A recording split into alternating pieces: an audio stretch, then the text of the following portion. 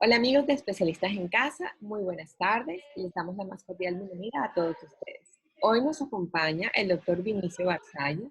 Él es ortopedista maxilofacial, también es odontólogo y ortodoncista. ¿Es cierto? Sí, así dicen. No, sí. Ortodoncista y ortopedista. La ortopedia maxilofacial. Quisiéramos saber primero de qué se trata, cuándo se debe asistir y en qué términos o a quiénes debemos llevar primero. Anita, muchas gracias por tu invitación. Eh, Vamos a hacer un conversatorio amplio de esto y el tema de ortopedia da para mucho. Partamos diciendo que la ortopedia maxilofacial es una rama de la odontología, ya que trata la génesis, prevención y tratamiento de los defectos congénitos y adquiridos, tanto de la forma como de las funciones del sistema estomatognático, a fin de poder prevenir ciertas alteraciones de tipo esqueletal eh, que pueden en un momento dado, si no son tratadas, convertirse en tipo quirúrgicas. Entonces, la idea es siempre interceptar, siempre tratar a tiempo para evitar que estas situaciones propias de las alteraciones que pueden darse en el crecimiento puedan llegar a situaciones más complejas de tratamientos de tipo quirúrgico, que sin duda son una muy buena opción para algunos pacientes, pero que en la medida que podamos interceptar al paciente en un momento oportuno, ojalá las podamos evitar. Pero todo parte por el diagnóstico oportuno. Uh-huh. Más o menos desde qué edad o cómo sé yo que debo llevar a un familiar a donde ustedes. A ver, la ortopedia maxilofacial es importante que sepan, sobre todo los papás y las mamitas, que mientras más temprano mejor, ¿ya? Indudablemente esto pasa por que un niño, cuando comienza con todos los dientes ya presentes en boca, dígase alrededor ya de los 2 años, tiene ya todos los dientes temporales presentes. Eh, Hablemos 3 años concretamente en que están ya todos los dientes presentes en su boca.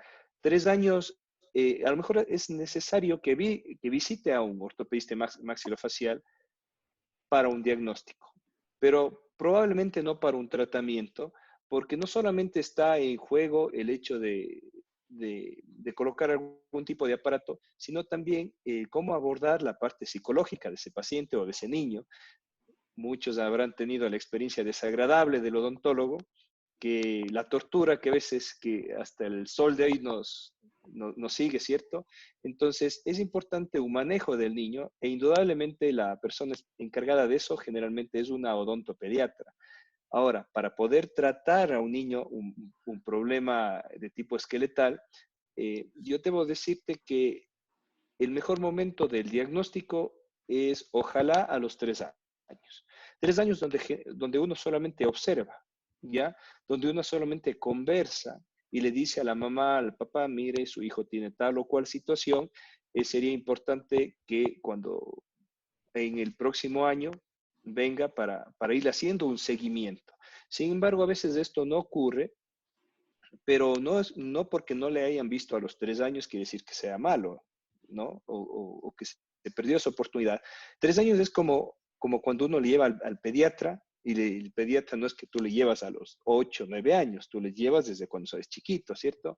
Porque así sea la tos más simple, para el papá eso es algo caótico, algo muy grande que puede generarle preocupación. Con el ortopedista es igual. Entonces, no es que se le vaya a tratar, sino se le va a orientar, a indicar y saber cuándo es el momento más oportuno. Sin embargo, a veces la parte dental pasa a un segundo plano porque juega muchos aspectos. Uno, desde luego, la herencia. Entonces, hay papás que tienen problemas esqueletales, sea padre o sea madre, por ejemplo, una mandíbula muy grande o una mandíbula muy corta, que no ven el problema real. ¿Por qué? Porque lógicamente se parece a uno de los dos, ¿no? Entonces, no, dice, si es igualito a mí. Entonces, hacen ver como que esa situación es normal. Y pasa camuflado por mucho tiempo el problema. Hasta cuando llegan a los 12 años y eventualmente algo que pudo haber sido corregido 6 o a los 5 años de edad, a los 12 años a veces tiene un tinte un poco más hacia la cirugía, hacia hacia tratamientos que son un poco más invasivos, eficientes sí, pero un poco más invasivos. Hoy por hoy que ha crecido todas las técnicas en ortodoncia con los microimplantes, las mini placas, que requieren un procedimiento quirúrgico mínimamente invasivo, pero en fin, un procedimiento más invasivo a lo que pudo haberse hecho en etapas más tempranas. Entonces, la recomendación es que mientras más temprano, mejor. Ahora, ¿cuál es la fecha ideal, digamos, en la que la edad ideal en la que uno puede abordar esto? 5, 6, 7 años de edad. Fantástico. Ahora, hay escuelas y escuelas. Yo quisiera decir que todas las escuelas de odontología o de ortodoncia y ortopedia maxilar son las mismas. Hay gente que se inclina por decir, no, mientras más tarde, mejor. Y más tarde no hablamos de 12 años, hablamos de 8, 9 años. Hay gente que dice mucho más temprano, que se ha visto a los 4 años. En general, la premisa para interceptar un problema maxilar es mientras más temprano mejor, y en ese sentido la edad ideal suele ser 4, 5 y 6 años de edad. Ahora, acá hay que hacer una diferencia. No es igual un niño que una niña.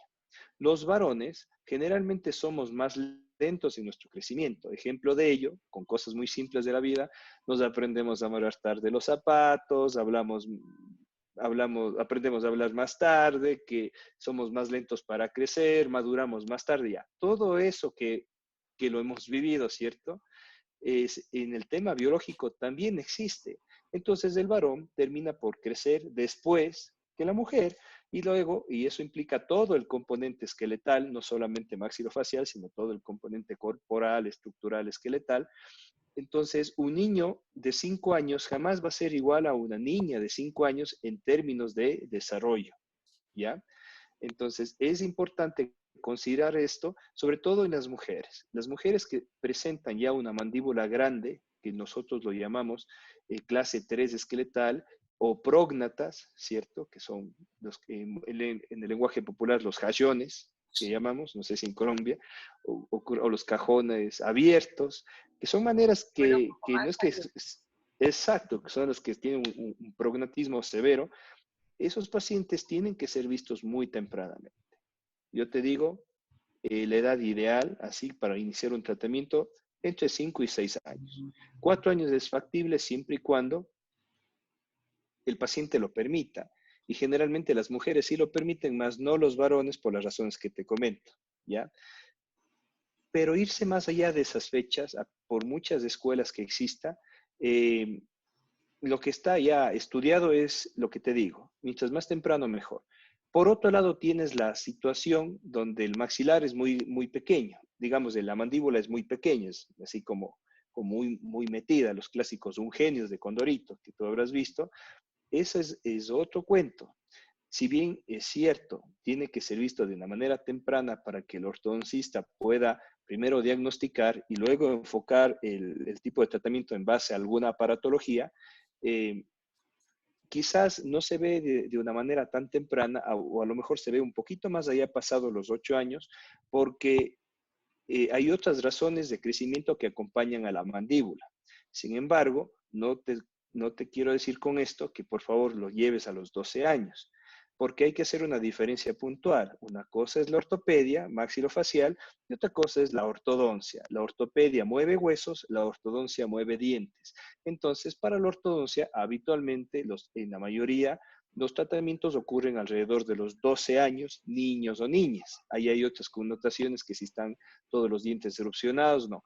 En la ortopedia no. En la ortopedia lo que conlleva a iniciar un tratamiento oportuno es justamente la oportunidad, el saber en qué estado de crecimiento está el niño y mientras más temprano uno lo intercepte, mejor. ¿Ya? faciales. Bueno, doctor Vinicio, le agradecemos muchísimo. ¿Alguna otra recomendación, algún otro consejo que nos quiera pues compartir a todos nosotros? Es bienvenido. Diana, yo encantado de estar en tu canal. Gracias por la oportunidad.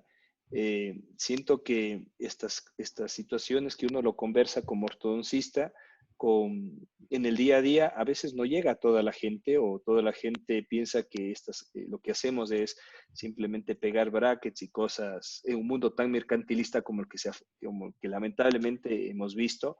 En realidad, no es tan simple lo que hacemos. Hay mucha formación de nuestra parte, voy a hablar dentro de la especialidad de ortodoncia, donde después de ser odontólogos, hacer nuestro año rural, tenemos 3 años más de formación como solamente para sacar la especialidad, fuera de los cursos de formación anexos que vienen a nuestra especialidad, que a veces son de 1 año, otras veces son 2 años, dependiendo, con un cierto grado de separación entre ellos, y toda la formación académica, teórica, científica que implica después de hacer una especialidad es muy alta. Entonces, la recomendación es siempre busquen especialistas certificados, siempre.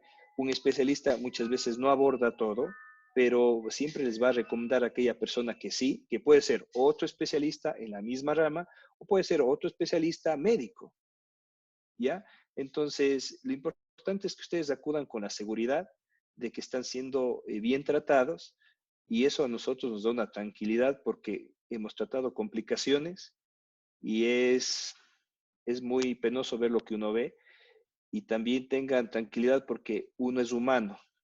A veces la especialidad da para mucho. Uno es especialista, pero también es humano y a veces la biología se comporta de una manera distinta en cada mano de profesional y cada paciente se comporta de una manera distinta con cada especialista. ¿Ok? Entonces, ténganos también un poquito de paciencia. Generalmente los tratamientos de ortodoncia a veces pueden demorar un poquito, pero siempre va a haber una luz al final del túnel. Así que les animo. Gracias, Dianita, por tu canal y siempre a las órdenes para hablar de esto y cualquier otro tema que lo hemos tocado de una manera muy transversal. Indudablemente podremos hablar de temas más puntuales en una próxima sesión si ustedes así lo quieren y les mando un abrazo muy grande de acá. Quédense en casa, se les quiere mucho. Dianita, un beso inmenso para ti. Gracias por la oportunidad.